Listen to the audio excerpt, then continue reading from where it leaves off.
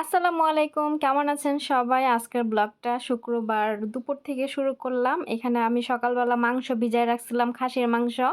তো আমি মাংসগুলো আছে এখন রান্না বসায় দিব। এখন বাজে সকাল ৯টা। তো ৯টা বাজে রান্নাঘরে আসছি। যেহেতু মাংস রান্না করব সেহেতু একটু তাড়াতাড়ি আসতে হবে। আর এটা হচ্ছে কোরবানির মাংস। মাংসটা সিদ্ধ হইতে একটু বেশি সময় লাগে। খাসিটা অনেক বড় ছিল, মাংসটা একটু বেশি আবার একটু বড়, বড় পিস করে করছে। এজন্য একটু সিদ্ধ হইতে সময় লাগে। আর ওরা তো অনেক বেশি সিদ্ধ মাংস খায়। তো এজন্য খুব তাড়াতাড়ি রান্নাঘরে আসছি। আর আমি যেভাবে মাংস রান্না করি, আমি মাংস ধুয়ে বসায় দিয়ে তারপরে সব ধরনের মসলা আমি দিয়ে দিছি অল্প, অল্প।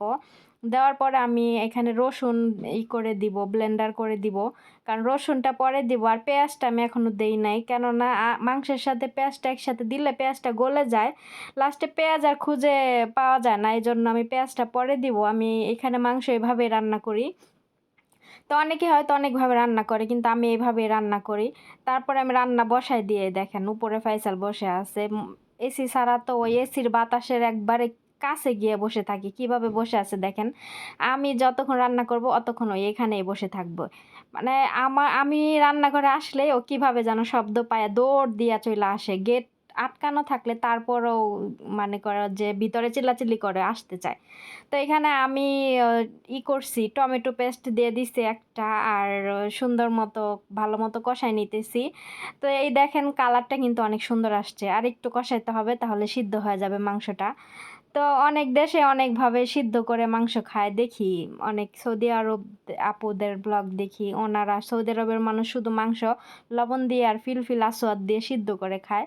তো এটা হয়তোবা ওনাদের খেয়ে অভ্যাস। আর আমার এখানে ওমানিরা কিন্তু ওইরকম ভাবে মাংস খাইতে পছন্দ করে না। ওরা ঘৃণা করে ওইভাবে মাংস। তো এইখানে আমি এই যে এভাবে দেখেন বাংলাদেশের মতো করে কত সুন্দর করে কষায় রান্না করি। তো এভাবে আমার ম্যাডামরা খায়।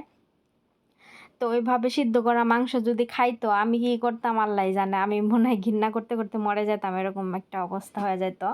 যাই হোক আলহামদুলিল্লাহ ম্যাডামরা ম্যাডামরা ওইরকম সিদ্ধ করা মাংস খায় না এজন্য বাইচা গেছি। তো আমি খুব সুন্দর করে গাজর দিয়ে এভাবে রান্না করলাম। তো আজকে রান্নাতে আমার ম্যাডামের মেয়ে লাস্টে আসছিল।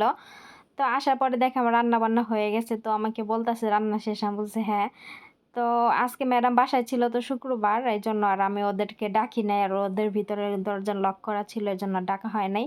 তারপরে এইটা ছিল গত ৩ দিন আগের একটা ভিডিও। এখানে আমি কিছু ক্লিপ নিয়ে রাখছিলাম। আমি ম্যাডামের মেয়েদের সাথে আমি সকালবেলা দোকানে গেছি। তো ওরা এখানে হাবিজাবি অনেক কিছু কেনাকাটা করতেছিল। আমি একটু ঘুরে, ঘুরে আমি মুড়ি খুঁজতেছিলাম। তো একদিন এসে অনেক মুড়ি দেখছিলাম। আজকে গিয়ে আর সেই মুড়িগুলো আর পাই নাই। অনেক খোঁজাখুঁজি করলাম প্রতিটা ইসে কিন্তু কোথাও ওই মুড়ি আর পাইলাম না। তো এইখানে আমি আ ঘুরে, ঘুরে খুঁজতেছিলাম আর ওদের মধ্যে ওরা ওইদিকে কেনাকাটা করতেছিল। বিশ্বাস করেন কয়েকটা দিন প্রত্যেকটা দিন দোকানে আসা হয় কয়েকটা দিন যাবৎ। ওদের যে ঈদের যে সালামির টাকা পাইছে এই টাকা শেষ না হওয়া পর্যন্ত ওরা প্রত্যেকদিন দোকানে আসে। তো আসলে ৮ রিয়াল ১০ রিয়াল টাকার জিনিস নিয়া যায়। ১০ রিয়াল টাকা কি কম? বাংলাদেশী হিসাব করলে প্রায় ২,০০০ এর উপরে চলা যায়। ওরা এই সব টাকার কি করে ব্যাগ ভর্তি খাবার নিয়ে যায়। চকলেট, চিপস, জুস, হাবিজাবি মানে এত খাওয়া খাইতে পারে মাশাআল্লাহ দিলে। প্রচুর খাওয়া খাইতে পারে। এক বসাতে একবারে সব খেয়ে তারপরে উঠে এরকম একটা অবস্থা। প্রত্যেকটা দিন এভাবে আসে। ম্যাডামে জানে না মনে হয়। ম্যাডামরে বলে না। ওরা লুকায়, লুকায় আসে। এখন আমারও সাথে আসতে হয়। তারপর আমি ওদের জিজ্ঞেস করছি ম্যাডামে কি জানে? ওরা বলে হ্যাঁ ম্যাডামে জানে। ম্যাডামে নাকি বলছে আমাকে সাথে করে নিয়ে আসতে। আমি জানি না সত্য নাকি। যাই হোক তারপরে এই যে কেনাকাটা করতেছিল এখানে আর আমি আমার মতো ঘুরে, ঘুরে দেখতেছিলাম। ওদের আর কেনাকাটা শেষ হয় না। ৩ বইনে মিলা কোনটা ছাইড়া কোনটা নিবো এটা এই ডিসিশন নিতেছে। আর ওইদিকে ফয়সালকে বাসায় একা রেখে আসছি। ফয়সাল মাশাআল্লাহ অনেক আলহামদুলিল্লাহ অনেক ভালো এখন। ওরে বাসায় একা রাইখা আসলে যেইখানে বসায় রাইখা যাবো আইসা সেইখানে ওরে পাই। ও কোথাও যায় না, ঘর খুইলা বাইরায় না, বাসার থেকে বের হয় না। আলহামদুলিল্লাহ ফয়সাল আগের থেকে অনেক ভালো।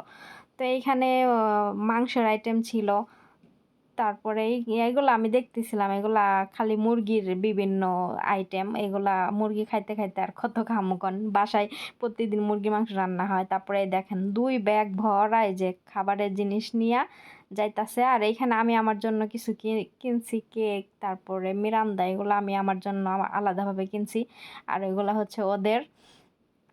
বাহিরে প্রচণ্ড রোদ। আমি কইছি আমি বলছিলাম যে আমি যাবো না তখন লাগে। ওরা কয় না তুই নাইলে কিন্তু মা আমাকে বকা দিব। আমি কই তাহলে তোর মায়েরে কয়ে বিকালবেলা যাইতে পারস না, সকালে যাসকে?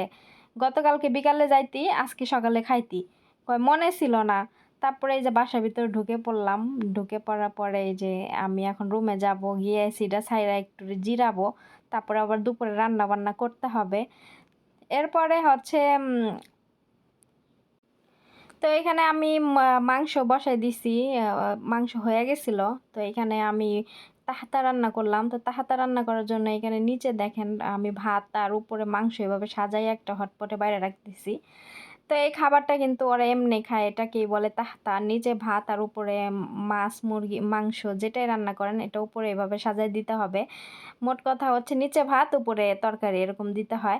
তো আমাদের দেশে এভাবে হইলে খাইতো বলতে কি জুঠা ভাত, কিন্তু এখানে এইভাবেই খায়। তারপরে খাবার আমি কিন্তু খুব সুন্দর করে রান্না করছি, দেখেন মাংসটা মশলা দিয়ে সুন্দর মতো কষাইয়া রান্না করছি। তো এইখানে আমি বিকালবেলা, শুক্রবারে বিকালবেলা আমি ফতায়ের বানাবো। ফতায়ের মানে আমাদের দেশে যে মাংস পিঠা ওইটা। তো আমি এই যে সব কিছু রেডি করে দিয়েছি, ম্যাডামের মেয়ে এই যে দেখায় দেখায় দিতেছি, ও রান্না করতেছে। তো এখানে মুরগির মাংস আমি ভুনা করে নিতেছি মশলা দিয়ে, সুন্দর মতো একটা টমেটো পেস্ট দিছি।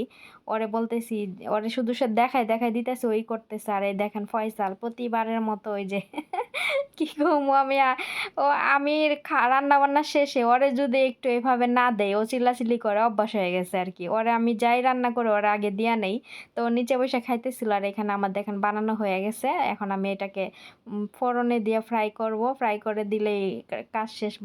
বা গো বাবা, আমি সেই দুপুর ৩টার সময় রান্নাঘরে আসছি। আজকে আমার ঘুম হয় না, আমি ঘুমাইতে পারি নাই। তো এখানে দেখেন ফ্রাই করা হয়ে গেছে। আলহামদুলিল্লাহ। তো আজকের ভিডিও এখানে শেষ করছি। দেখা হবে নেক্সট ভিডিওতে। আল্লাহ হাফেজ।